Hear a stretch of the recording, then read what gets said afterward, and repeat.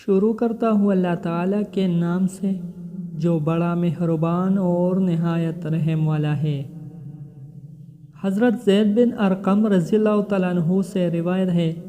کہ نبی کریم صلی اللہ علیہ وسلم نے ارشاد فرمایا، جب آدمی نے اپنے بھائی سے کوئی وعدہ کیا اور اس کی نیت اس وعدہ کو پورا کرنے کی تھی لیکن وہ پورا نہ کر سکا اور وقت آنے پر آ نہ سکا تو اس پر کوئی گناہ نہیں ہے۔ حضرت جابر بن عبداللہ رضی اللہ تعالیٰ عنہ روایت کرتے ہیں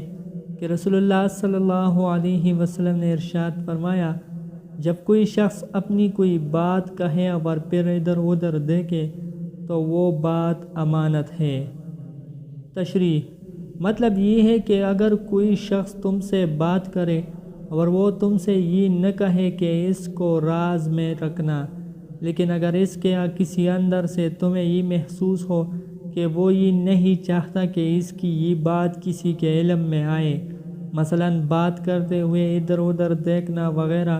تو اس کی بات امانت ہی ہے اور امانت ہی کی طرح تمہیں اس کی حفاظت کرنی چاہیے۔ حضرت انس رضی اللہ تعالیٰ عنہ سے روایت ہے کہ نبی کریم صلی اللہ علیہ وسلم نے ارشاد فرمایا،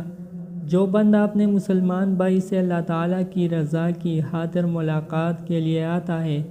تو آسمان سے ایک فرشتہ اس کو پکار کر کہتا ہے، تم خوشحالی کی زندگی بسر کرو،